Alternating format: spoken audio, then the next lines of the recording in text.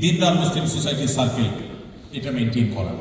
এই যে আমরা এখানে এসেছি, এখানে আমরা যারা এসেছি তারা কেন এসেছি?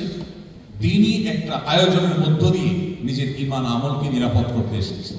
আমার ঈমানের চাষ করতে এসেছি, আমলের চাষ করতে এসেছি। আমলের গোড়ায়, আমলের গাছে আমাকে পানি দিতে এসেছি, যাতে আরো কিছুদিন এখান থেকে মোটিভেশনে আমি বেঁচে থাকতে পারি।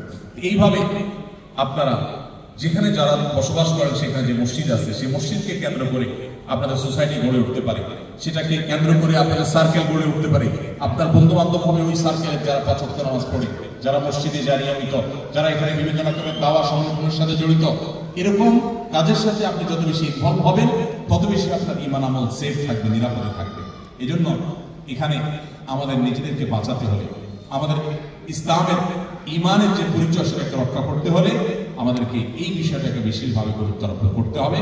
অর্থাৎ আমরা সবসময় মুসলিম সোসাইটি দ্বীনি সার্কেলকে মেনটেন করে চলবো। আল্লাহ আমাদের সবাইকে তৌফিক দান করুন। মসজিদগুলো এক একটা নেয়ামত ভাইরা, মসজিদগুলো এক একটা দুর্গ। দুনিয়াতে যেরকম বিভিন্ন দেশের এমবাসি থাকে, আখিরাতে এমবাসি বলতে পারে মসজিদগুলো।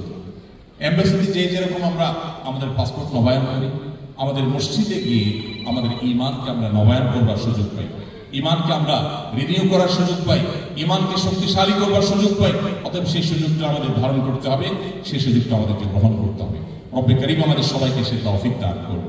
ভাইরা আমার, তাহলে 5 নম্বর এই পয়েন্টটা বিশেষ করে আমরা যেখানে থাকবো আমাদের বন্ধু সার্কেল গড়ে উঠবে ঈমানদারদেরকে নিয়ে, আমলদার মানুষদেরকে নিয়ে, নামাজি মানুষদেরকে নিয়ে। বোনরা যারা এখানে আছেন, বসবাস করছেন, আপনার বাচ্চা কাচ্চা যেন ঈমান আমলের সাথে থাকে। সেজন্য যেই ফ্যামিলিতে বাচ্চা কাচ্চা তারা ভালো ইসলাম চর্চা করে, তাদের মুসলিম আইডেন্টিটিকে যারা ধরে রাখতে পেরেছেন, তাদের সাথে আপনার উঠা বসা হতে পারে।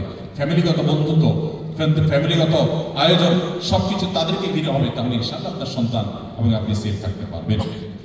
নাম্বার 6,